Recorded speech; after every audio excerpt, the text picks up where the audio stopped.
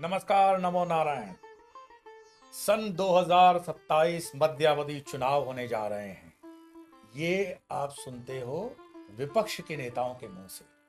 लेकिन अगर मैं आपको कहूं कि सन 2027 में ऐतिहासिक ऐसा कुछ होने वाला है कि मोदी बनेंगे राष्ट्रपति और योगी बनेंगे प्रधानमंत्री, तो आपको कैसा लगता है? जी, प्रबुद्ध नागरिकों के दल यानी कि इंटेलेक्चुअल थिंक टैंक के बीच ये चर्चा अभी से ही शुरू हो चुकी है। किसी नेता या विपक्षी नेता के कहने से मध्यावधि चुनाव नहीं होने वाले।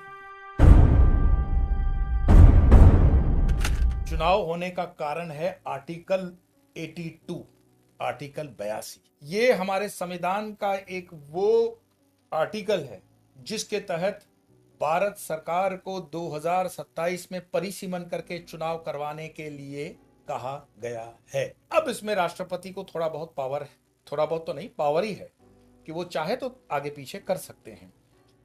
वैसे देखा जाए कि 2024 में जो चुनाव हुए हैं उनके अगले चुनावों की तारीख 2029 होगी और 2027 के आसपास करीब करीब भारत के 20 राज्यों के चुनाव होंगे।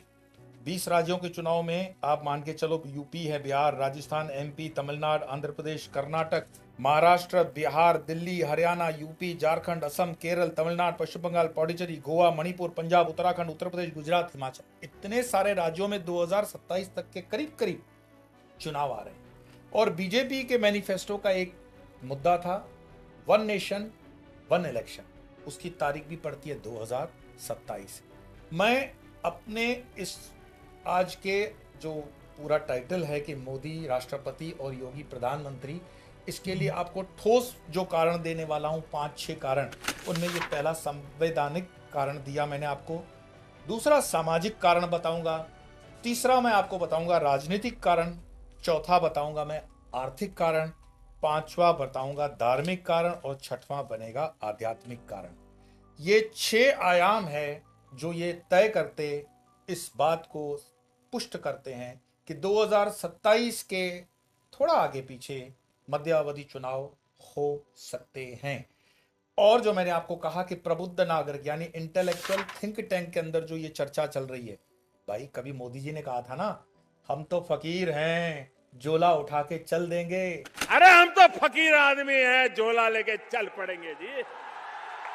और अगले दिन मीडिया में, सोशल मीडिया में ये बातें खूब छपी, विपक्षी दलों ने भी खूब उसको उड़ाया, लेकिन मोदी जी ने फुल स्टॉप नहीं दिया।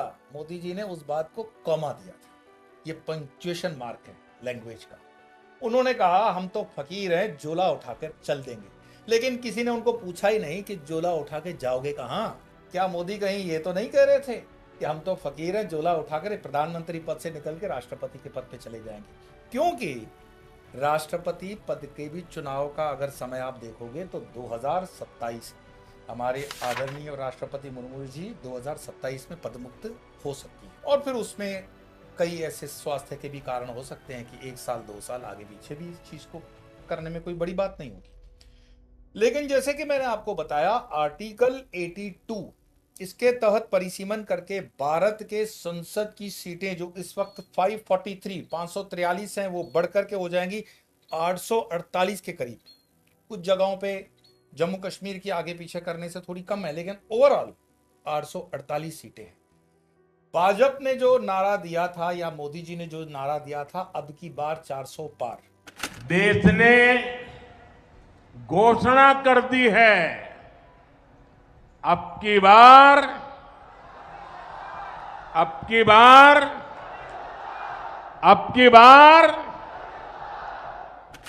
ये उस मन को तैयार करने के लिए था जो 2027-28 में चुनाव आने वाला है। और ये चुनाव भारत के इतिहास का निर्णायक चुनाव होगा। इस चुनाव के अंदर बहुत बड़ी हेर फेर वैश्विक स्तर पर देखी जाएगी, कारण उस वक्त सारे जो मापदंड है वो अपने आप में आपको बदलते हुए दिखाई देंगे। जैसा कि मैंने आपको बताया कि इसके लिए जो परिसीमन करेगा वो कौन करेगा, इलेक्शन कमीशन ऑफ इंडिया की यह जवाबदारी है। और इसको डिलिमिटेशन कमीशन भी कहा जाएगा। इनके डिलिमिटेशन जो कमीशन निर्णय लेगा, इसको ज्यादा करके आप जुडिशरी में चैलेंज नहीं कर सकोगे, क्योंकि उसमें प्रावधान है कि हर बार अगर कोर्ट में जाएंगे उसको रोकेंगे तो परिसीमन हो ही नहीं सकता, क्योंकि परिसीमन 1971 से पेंडिंग है। क्यों पेंडिंग है? कि जैसे जैसे हमारी आदमशुमारी बढ़ती है, आदमशुमारी के हिसाब से, जनसंख्या के हिसाब से एमपी बढ़ने चाहिए, लेकिन 1971 से वो बढ़े ही नहीं है, जनसंख्या बढ़ती गई। अब उस अनुपात के अंदर हमें अगर रेशो देना है तो वो परिसीमन करना पड़ेगा, और वो सीटें 848, और उनके बैठने की व्यवस्था पिछले साल मोदी जी ने जो नया संसद भवन बनाया जिसपे इतना हो हल्ला हुआ था, ये उसी का दृष्टिकोण था, ये उसी की बात थी। तो नई संसद भवन का उद्घाटन इसी दिशा का काम हो चुका। अब इसमें एक और चीज आती है, मैं आपको बता रहा हूं संवैधानिक आधार इस चीज के होने का, कि इसमें वुमेन रिजर्वेशन बिल आप भूल गए हो 2023 में पास हो चुका है, और इसमें 33% यानी 1/3 पार्लियामेंट की सीट्स महिलाओं के लिए आरक्षित की गई हैं, जिसको भी 2026 के आसपास लागू करने का समय आ रहा है। तो चीजें जो हैं राजनीतिक तौर से आप समझ गए हो, परिसीमन आपने समझ लिया, और अब मोदी बने राष्ट्रपति, योगी बने प्रधानमंत्री का मैं आपको दूसरा आधार बताता हूं। वो आधार है सामाजिक आधार। सामाजिक आधार यानी कि भाजपा के ऊपर जो मातृ संस्था है वो कौन है? वो है आरएसएस, राष्ट्रीय स्वयंसेवक संघ। और राष्ट्रीय स्वयंसेवक संघ के मोहन भागवत जी ने एक पिछले दिनों स्टेटमेंट किया था। ये स्टेटमेंट किस कारण से हुआ था? ये कारण था जेपी नड्डा साहब की लूज स्टेटमेंट के कारण, कि भारतीय जनता पार्टी को अब आरएसएस के सहयोग की आवश्यकता, या इस तरह से मिलती जुलती, हम सक्षम है, हम अपना काम खुद कर लेंगे। जेपी नड्डा साहब, ये अगर आपकी व्यक्तिगत राय होती तो बहुत अच्छा होता, लेकिन बाप हमेशा बाप होता है। आरएसएस के बिना कोई भी बीजेपी का नेता अपने बलबूते न जीत सकता है, न जीतने का ख्वाब देख सकता है, क्योंकि आरएसएस के करीब 100 साल के इतिहास में उन्होंने ये जो निर्माण करके दिखाया है कि दे आर द क्रिएटर्स, वो निर्माण करना जानते हैं। तो अगर हम योगी आदित्यनाथ जी को अगर हम प्रधानमंत्री के स्वरूप में देखते हैं, तो मान भी लीजिए एक हिसाब से कि चुनाव टाल टाल के आप 229 तक ले भी आओ, तो भी 75 वर्ष की आयु हो रही है मोदी जी की 17 सितंबर 2025 को। 2025 17 सितंबर को मोदी जी की आयुष्य 75 वर्ष की हो जाएगी, और जो परंपरा उन्होंने स्थापित की है उन पर दबाव बनेगा, सामाजिक दबाव भी बनेगा, राजनीतिक दबाव भी बनेगा, नैतिक दबाव भी बनेगा, कि वो इस पद से मुक्त होकर के आगे चले जाएं और प्रधानमंत्री किसी और को बनाएं। तो इस प्रधानमंत्री की रेस में फिर कौन है? तो संघ की दृष्टि से और संघ की थिंक टैंक की दृष्टि से योगी आदित्यनाथ जी सबसे आगे और प्रबल दावेदार हैं। उसका विशेष कारण भी मैं आपको बताऊं क्यों। क्योंकि हो सकता है ये अभी आपको कल्पना लग रही हो, लेकिन धीरे धीरे जब मैं इनका आंकलन आपको बताऊंगा, तो मोहन भागवत जी और इंद्रेश कुमार जी ने भाजपा के अध्यक्ष के अति उत्साह वाले वक्तव्य को जैसे धूल चटा दी थी, और भाजपा को आरएसएस की आवश्यकता कितनी है ये बाद में हमें मीडिया से पता पड़ ही गया। संघ के विषय में मैं इतना ही कह सकता हूं कि वो जिसके भी मस्तक पर हाथ रखकर विजयी भव का हाथ रख ले, उसकी विजय सुनिश्चित होती है, वो चाहे कांग्रेसी हो या कम्युनिस्ट हो। भूतकाल में ऐसा हो चुका है कि संघ के आशीर्वाद लेकर के कम्युनिस्टों ने भी केरला के अंदर कुछ सरकारें म्युनिसिपल लेवल पे बनाई है। तो भारत की राजनीति को दिशा और दशा देने हेतु एक ऐसा नेतृत्व चाहिए जिसके पास 15 से 17 साल का ऊर्जात्मक और निष्कलंक राष्ट्र समर्पित जीवन हो। कौन ऐसा नेता हो सकता है? योगी आदित्यनाथ के सिवा, क्योंकि एक सन्यासी हैं, किसी प्रकार का कोई लांछन, किसी प्रकार का उन पर कोई आरोप है नहीं। 15 से 17 साल का उनके लिए बहुत ऊर्जात्मक जीवन बचा हुआ है। तो संघ हमेशा ये बुद्धि, जो उसको प्रबुद्ध नागरिकों की बुद्धि लगती है, कि ऐसा व्यक्ति हो जो भारत को अंतरराष्ट्रीय स्तर पर आगे ले जा सकता है, और ये उत्तर प्रदेश का बहुत गौरव भी होगा। संघ ने अपनी शक्ति दिखा दी है 2024 में, लेकिन बीजेपी को थोड़ा सा इससे सीखना पड़ेगा कि आने वाले चुनाव में, चाहे वो 2027 में हो, 28 में हो या 29 में हो, ये भूल न करे, क्योंकि बीजेपी हारी नहीं है। बीजेपी मात्र अपने हिंदू वोटरों के जागरण न होने से सुषुप्त अवस्था में चली गई कुछ सीटों पर, क्योंकि उनको जगाने का काम जो संघ करता था, उस संघ को इस बार आदरपूर्वक नहीं कहा गया कि आप हमारी मदद करो। ये कहा गया कि अभी हमें आपकी आवश्यकता नहीं, क्योंकि मैं मानता हूं व्यक्तिगत तौर से भी, और लोग भी मानते हैं, हर एक इंसान इसको मानता है कि संघ अगर फूंक भी दे देना तो तूफान बन जाता, और संघ चाहे तो सुनामी भी क्रिएट कर सकता है, समाज में वैचारिक सुनामी, और संघ का ये भूतकाल में रहा भी है। हम सामाजिक के बाद आपको जो तीसरा आधार बता रहे हैं वो है राजनीतिक। अभी तो 99 सीटों पर आकर के कांग्रेस मानती है कि उन्होंने बहुत बड़ा एक क्रांति का, मतलब जिसको कहते हैं ना, एक क्रांतिपूर्ण उनको विजय मिली है। लेकिन कांग्रेस 400 सीटों से गिरकर के 99 पे आई, ये विजय नहीं कही जाएगी। आपने 25% अपनी विजय को सुनिश्चित करने के लिए 25% कामयाबी हासिल की है, अभी बहुत करना बाकी है। जब हम सीटों पर ध्यान देंगे 848 सीटों, तो उसमें काफी कुछ बदल जाएगा। उसमें कहां कांग्रेस आएगी, क्योंकि कांग्रेस के साथ जो इंडी के गठबंधन के दूसरे दल हैं वो लोकल दल हैं, वो अपना हिस्सा लेने के लिए कांग्रेस के ही हिस्से को खाएंगे। तो कांग्रेस अब 100 पे है, 848 में भी कांग्रेस ज्यादा से ज्यादा 150 के आसपास ही पहुंच पाएगी, क्योंकि लोकल पॉलिटिकल जो दल हैं वो अपना हिस्सा जरूर लेंगे। हाँ, बदली हुई संसद की तस्वीर के अनुसार 400 पार का जो नारा पहले था वो अब सही में नई संसद के लिए लागू होता है। वैसे इस जो 2027-28 की मैं वोटिंग आपको बता रहा हूं, जिसमें योगी प्रधानमंत्री जी बनेंगे आगे अगले टर्म में भी, तो उसके लिए हिंदू वोटरों को संगठित भी होना पड़ेगा, जागना भी पड़ेगा। इस बार अगर वोटिंग नहीं हुई है तो गर्मी की वजह से हिंदू वोटर बाहर नहीं निकला, मुस्लिम वोटर ने तो वोट किया था, और मुस्लिम वोटर जहां वोट करता है वहीं उसने वोट किया, कोई गड़बड़ नहीं हुई। मीडियाबाजी जरूर हुई कि हम अयोध्या हारे, हम अयोध्या नहीं हारे हैं भाई।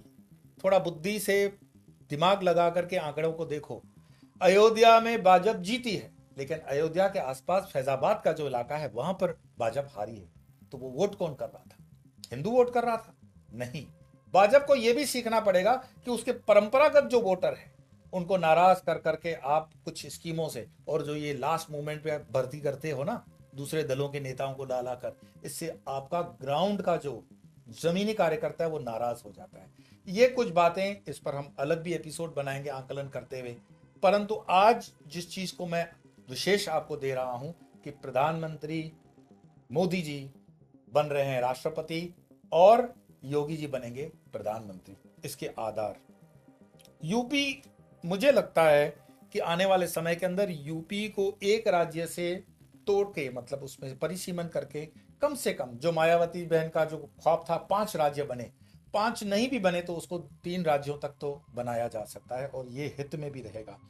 वर्तमान सरकार को कई बार आप देखेंगे, आज आप सुन रहे हो, उसके बाद वर्तमान सरकार को कई बार अस्थिर करने की फेक न्यूज भी फैलाई जाएगी, मीडियाबाजी भी की जाएगी, एक नैरेटिव भी डेवलप किया जाएगा, क्योंकि इस नैरेटिव को डेवलप करने के लिए अंतर्राष्ट्रीय ताकतें काम कर रही हैं ताकि मोदी सरकार कमजोर हो और भारत की जो तरक्की विश्व स्तर पर हो रही है उसको रोका जा सके।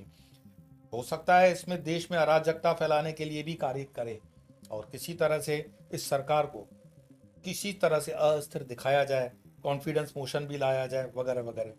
लेकिन जब हम देखते हैं कि योगी जी आने वाले चुनाव में प्रोजेक्ट किए जाते हैं प्राइम मिनिस्टर, तो मेरे अक्षरों पर आप मार्क कर लेना, अगर मोदी जी बने राष्ट्रपति और योगी बने प्रधानमंत्री तो आने वाले 15 सालों तक दूसरा कोई व्यक्ति प्रधानमंत्री की रेस में आपको नहीं दिखेगा।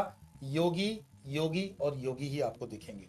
और योगी अपने आप में जो उत्तर प्रदेश से ट्रेनिंग ले चुके हैं चीफ मिनिस्टर रहते हुए, ये उनके लिए ताकत का काम करेगा। मैं आता हूं अपने चौथे कारण पर, जो कि आर्थिक कारण है। और आर्थिक भारत देश से लागू नहीं है, पूरे विश्व से लागू है, क्योंकि इस समय पूरी दुनिया वैश्विक मंदी से निकल रही है। आप पिछले दिनों एक अखबार खोल करके पढ़ें तो सऊदी अरेबिया का जो पिछले 80 सालों का करार था उनके साथ कि वो पेट्रोल प्रोडक्ट्स डॉलर में बेचेंगे, उन्होंने मना कर दिया है। नहीं भाई, बहुत हो गया। अब हम तय करेंगे, मतलब सऊदी अरेबिया तय करेगा कि हमें कौन सी करेंसी में बेचना है। ये पूरा का पूरा यूएसए की इकोनॉमी पर आघात है और बहुत बड़ा नुकसान आने वाले दिनों में होगा। और ये जो पेट्रो डॉलर डील के कट होने से उनकी इकोनॉमी वैसे ही पेपर इकोनॉमी चल रही है, अमेरिका में रिसेशन चल रहा है। और टॉप 10 इकोनॉमियां अगर हम देखते हैं 2024 की, तो उसमें आप देखेंगे USA, China, Germany, Japan, Bharat, फिर यूके, फ्रांस, ब्राजील, इटली और कनाडा। आखिरी वाले 5 से भारत ऊपर आ चुका है, लेकिन 2027 तक भारत तीसरी महासत्ता हो ही जाएगा। वर्ल्ड वॉर का आगाज कैसे हो चुका है? यूक्रेन रशिया वार, इसको जो भी कारण रहे विश्व स्तर पर, चाहे वो आर्म्स एम्यूनिशंस की लॉबी इसको बरकरार रही है, यूरोप इसमें बेवजह घुसा हुआ है, लेकिन ये वॉर आगे चल करके चाइना ताइवान का भी टेंशन बढ़ाएगी। यही वार पाकिस्तान और भारत के बीच का कारण बनेगी और मैं कह रहा हूँ 2025-26 तक पूरे विश्व में ये जो वॉर है ये अपने लेवल पर इतना आगे बढ़ता जाएगा कि हम तीसरी वर्ल्ड वॉर को विजुलाइज कर पाएंगे। हाँ, ये ठीक नहीं होगा कहना तीसरी वर्ल्ड वॉर चालू हो जाएगी, लेकिन ये घटनाएं उसको प्रोत्साहन देगी। इसके अलावा भी मैं कहूँगा, जब मैं आध्यात्मिक रीजंस पे आऊँगा तब मैं आपको बताऊँगा कि विश्व स्तर पर बहुत बड़ी नेचुरल कैलेमिटीज होने जा रही हैं। जैसे ग्लोबल वार्मिंग से जितना भी नुकसान होगा, अतिवृष्टि हो चाहे वो सुनामी हो, इसका भी इकोनॉमी पर बहुत बड़ा असर आने वाला है।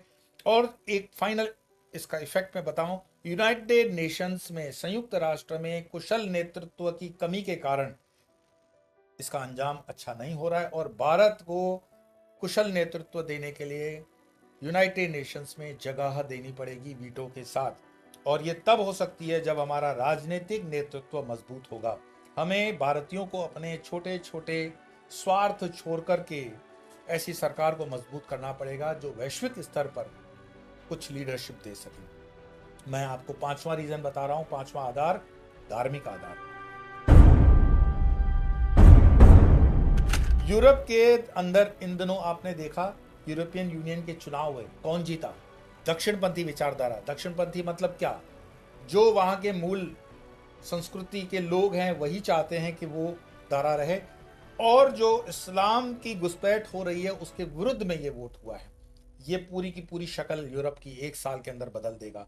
अमेरिका के अंदर, यूरोप के अंदर, एशिया के सुदूर देशों के अंदर ये कार्रवाई प्रारंभ हो चुकी है।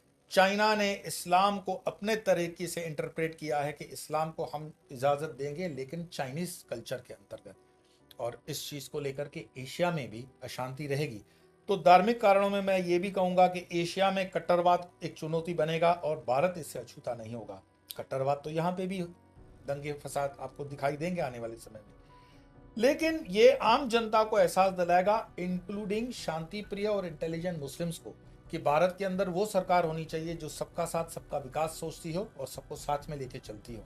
और इसलिए भी जब प्रधानमंत्री मोदी राष्ट्रपति बन जाएं और योगी जी प्रधानमंत्री होंगे तो उनको मजबूत करने के लिए जनता जनार्दन पूरी तरह से उनको साथ सहकार देगी चुनावों में।